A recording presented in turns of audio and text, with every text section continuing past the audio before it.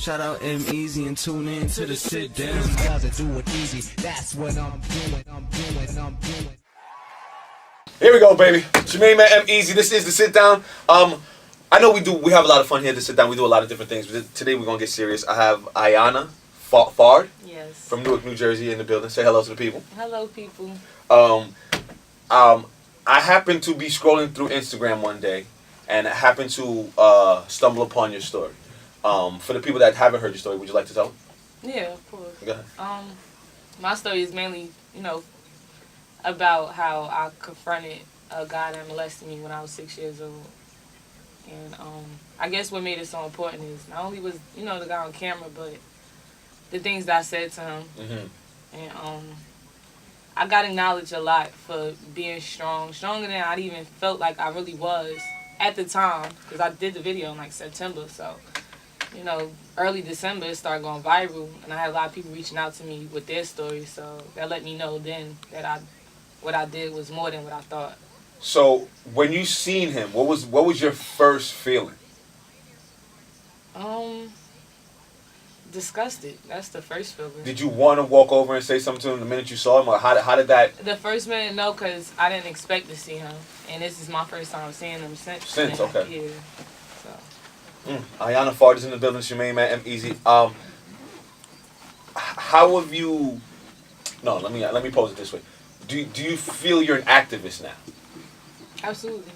How are you going about getting the word out on I guess prevention of things like this happening? You gotta, first things first, because I wasn't too familiar with how I wanted to go about it, but I knew that I needed a bigger platform because I was trying to reach as many as I could. So right now I'm in the process of networking with different organizations, that helped me get my jump start off the ground to do more. How has it affected you in your life going forward? The whole I guess molestation. It affected me in different ways. So, ways I didn't understand until I became an adult. Things that I did, now I understand why I was doing certain things. So, every woman I speak to say it affects them differently, but with me, I kind of had a different reaction to it. Like what? If you care, I'll speak on it. For example, most women and men, because I got a lot of males that reach out to me, but they tell me they become private. Some become, homosexual. They don't want to deal with other, don't want to deal with men after those points. And with me, it kind of was just the opposite. I kind of put myself in a place where I end up manipulating men as I got older. She's from Newark, fam. Yeah. Let's be very clear, God. This is what happens. I know Newark very well. Well, go ahead. Right. So, coming across, like you said, where I'm from, it's crazy too. So a lot of men is gonna talk to young girls, knowing that you're younger. So whenever I did bump into those situations, moving forward, I used that as an opportunity to give back what was taken from me. If that makes sense. Explain more. See, now, I mean, I have plenty of sisters, and I understand how that may have affected you, but I want you to express your feelings to the people so they know what you're going through. I'm going to give an honest example, but it's a real example. I don't, tell too many people about my past, but when I was younger, like around 15, 16, around those ages, I remember stealing a car before from a guy. Newark, yeah, stolen car capital. And how it happened was a dude was trying to talk to me while I was waiting at the bus stop. And he kept, circling back around the corner, trying to get my attention. So I gave in because my bus ain't coming. I was trying to get a ride. It was to Elizabeth. So I got in the car. He asked me where I was going and told me he would take me. So next thing you know, I see that we're going in a whole nother direction from where he told me we were supposed to be going. And I tried to open the door when we got to a red light, and I had the child lock on. And I'm saying something to him like, "Where we going?" He not saying nothing to me, he not responding. So in that moment, She's wild crazy to me. Go ahead. In that moment, I just knew son, I know this is not about to go my way. Oh yeah, you got into a car with a stranger, fam. As a child, I understand. What the hell is going on? My adult self wouldn't have did that. Okay, go ahead. All day. And I wouldn't suggest this to nobody else. Yes, please. Yeah, but that's what I did, and I knew right then. Once I felt that child lock, I knew something could happen to me from that point. I don't know what, And before I wasn't really too aware of sex trafficking and stuff like that that's going on now. Christ. So, and that could have happened to me then. So So how'd you get out of the situation, man? Come on. How'd I get out of the situation? I cooperated. I told him that, you know, what's up? What you want from me? Like, what is it? You know, he told me sex. I said, okay, well, I would rather prefer to be relaxed if we are going to do this. So you mind stopping at liquor store so we get something to drink? And so he like, yeah. Now he communicating. Now he want to respond to me. So, you know, where we want to go, whatever. I'm like, you know, whatever liquor store you can find. He stopped at one. He went to grab his keys before he got the car. I was like, it's cold, because I remember being cold. I was like, could you leave the heat on? So, you know, then to leave the heat on, you gotta leave the, yeah, so he hopped out, he ready. I was like, yeah, get a Magnum too. So he real excited, he thinking. He went to the store, I pulled off. Hot nigga. Yeah. That's wild crazy. I don't even know where to go from there. Like, that's fucking crazy. So how did you get home? You took the car home? Like, what'd you do with the car? Like, how did he... At the time, I was a runaway. I ran away when I was 14, when my mother passed away, so... and you said she was the only person that believed you? Yeah. So that's what even made life harder, because it felt like, you know, my teammate was gone. I'm over here a one-man band now, so I ain't had nowhere to sleep that night, so I slept in that car. That's how... Yeah. Wow. That's how that ended up. Iyonah Fard is in the building. Shemaine, man, EmEz. How many other platforms have you been able to tell your story on? You want to name them or just how many? Just how many? Probably at least 4 so far. Different situations, different questions. So, as much as I want to say, haven't came out yet. How was your relationship with men nowadays? I don't feel like I carry what happened to me as a 6-year-old into the relationship I am now. Probably previous relationships, yeah, but now that me and him have an understanding of what's going on, you know, with me, what all the things that I've been through, you know, just having somebody understand me and why I did certain things in my life and not judge me based off that, and not look at me as a bad person. That's what, you know, communicating is what made it easy. You did, so I know somebody that did it 10 times. Sorry. I understand that it takes a real man to understand and still be there for his woman like that. So that's a real G. I appreciate that. Now, do you plan on having kids one day? I have a son. Oh, Brett. Oh, how old is he? Yeah, 3. Oh, congratulations. God bless. So I know how you feel. Listen, I have a late nights, early mornings. Trust me, I know. So you have a son. You wouldn't want how do you raise your son for him to never take advantage of a female in that aspect? Yeah, that's one of the I can't see how, I don't know if that's going to be easy or hard for me, but I just want him to understand, you know, you came out of the womb, so don't never disrespect one, you know, and I want you to understand exactly what mommy went through and how it affected me and how, you know, it made me experience bad things or feel bad things, and you shouldn't want nobody else to feel like that. So, you know, I mean, I'm going to reinforce that as early as I could, you know. So what about you? What do you want to do with your life? What is some of the dreams and the aspirations that you're going forward doing now? Younger, I always wanted to be a social worker of some kind. I like talking to people. I like people just in general. You know, I'm a good person. I like helping people. And it took me a long time, but I feel like now is a good time to, you know, help more people that actually been through things that I've been through. So it's not like you just speaking to somebody that went to school and mastered in a certain study and they helping people because they're interested. You know, it's better to have a person actually experience things themselves. So I feel like I'll be an easy person to talk to for women or men that's been, you know, abused, sexually molested, or anything in that area. So that's what I want to do. How hard was it for you to come forward and tell your story? How hard was it to post? The main reason behind it for me was nobody in my family believed me or my mom when we spoke out about it when I was 6. So he never went to jail for it? No. He'd been in jail for sexually molesting others. Afterwards? Yeah, but not even for me, so. That's wild. Yeah, he got locked up after my mother pressed charges, so that's what interrupted what happened. So I guess she let it go from there, but nobody in my family believed me, and it gave me an opportunity to show them, look, what do y'all think? How he reacted to in the video, like, look at him. So what did they say to you afterwards? Well, how was your interaction with your family members now? Now, I don't... You don't fuck with them? Nobody on because my father's side didn't really know person. You know, my father's side, they Muslim. And they didn't really know what happened because my mother never told my father. I guess because she thought what he would do. Yeah. No, you better tell me. I don't want to hear that shit from me. Don't keep I don't that want to shit hear, from me. but that's how it played out. So they didn't know right away, but my mother's side have not reached out to me. You know, the people that was at the repast that I was at. No, nobody reached out. Because they feel guilty.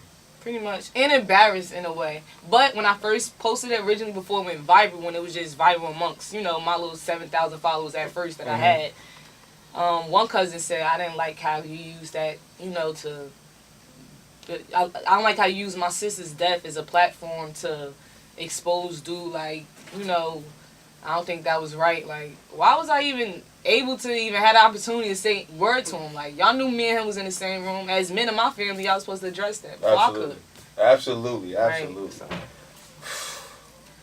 so it's a win and loss for me.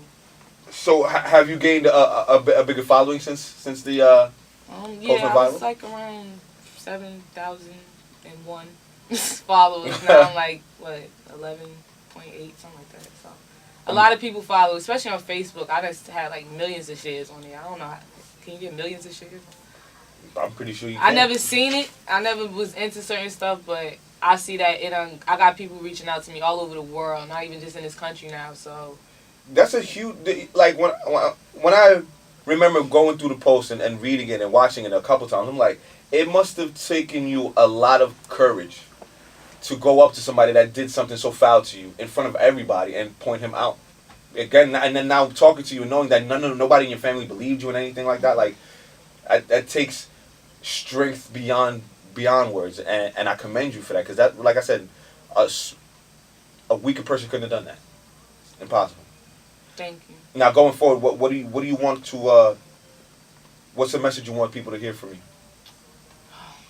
A message I want people to hear, preferably, I'm not gonna just say children, because you know it's adults that's still living with stuff, they're not speaking out. But what I just want the most is for more people to speak out. Don't let your family or people, you know, close to you silence you, or just, you know, some people be embarrassed that I did. But what are you embarrassed about? Like, you didn't do nothing wrong. You know what I'm saying? Something was wrong done to you, and I mean, I'm living proof of being strong enough to speak out changed a lot of people's lives that reached out to me. You know, they telling me their stories personally. So if I could do it, anybody else could do it. And I feel like if we collectively speak together, then, you know, we could raise enough awareness where more kids will say something. They feel comfortable. It's not going to be hard. It's not as hard to do, you know, to talk about. It's easy to get off your chest. So I want that to be, you know, because once you get to that point, it's going to get addressed more than it was getting addressed before. It's kind of swept under the rug type situation. Men don't really do too much a hard time for, you know, doing that to children and getting away with it. It's disgusting. I don't know. I'm at a loss for words, because, like I said, I have a couple sisters, and I don't know how I would react. And I would never not want to feel like I can't believe my sister, my niece, or anybody that would tell me some information like that. Like, what do you think? What kind of person you gotta be to not believe? Like, you know, not even try to investigate the situation.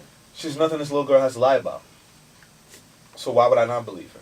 And a 6-year-old is maybe you condone the stuff yourself. Maybe you done it yourself. Maybe, you know, or people just content with trying to make their family look good. You know, the black family like to say, you know, stays in this house, that type situation. So you don't want the family to look bad, but it's not even a relative to us. This is my aunt's ex-boyfriend. So they ain't got no kids together, nothing. So I don't understand what are y'all trying to be embarrassed about? If anybody's embarrassed, it's me.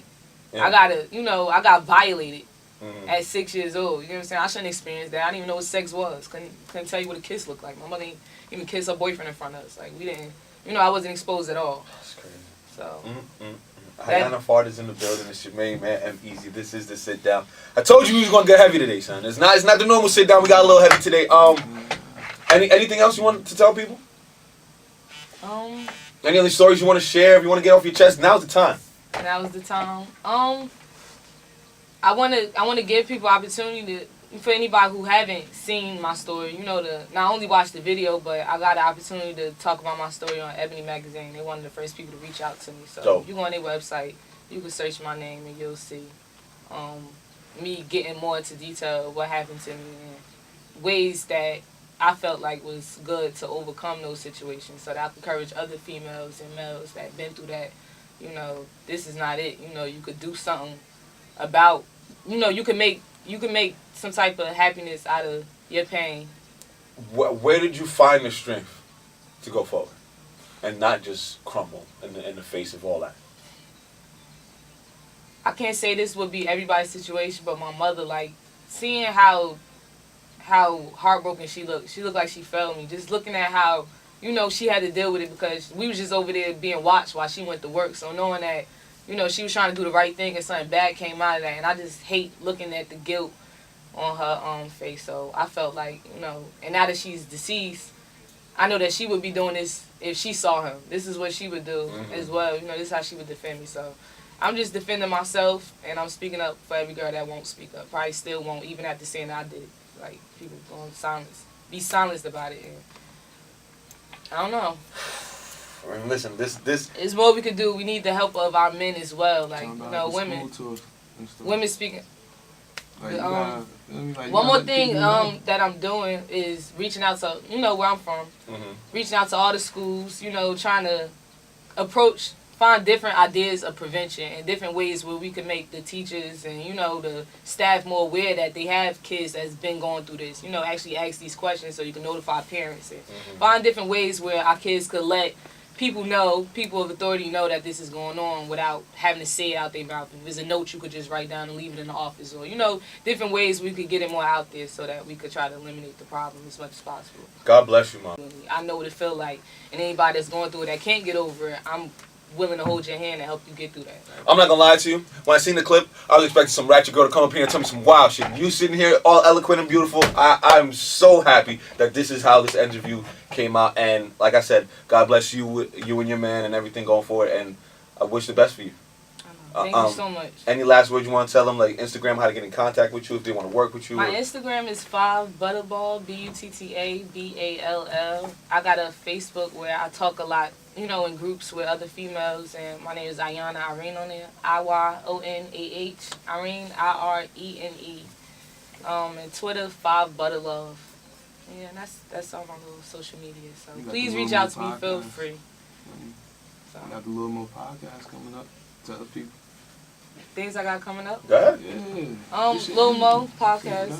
That's what's up. You know, I'm doing that with her, and I've been working recently with Lil Snoop mother.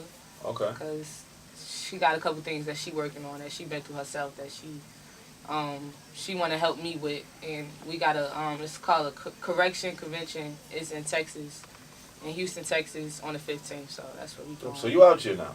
So yeah, you're an activist now. That's it. You're now public servant. I'm not playing with it at all. There you go. Again, God bless and thank you for coming. This is the Sit Down with your main man, EmEz and Iyonah Fard. Thank you. Thank y'all. Let's go take some flicks. Shout out EmEz and tune in to the Sit Down. Doesn't do it easy. That's what I'm doing.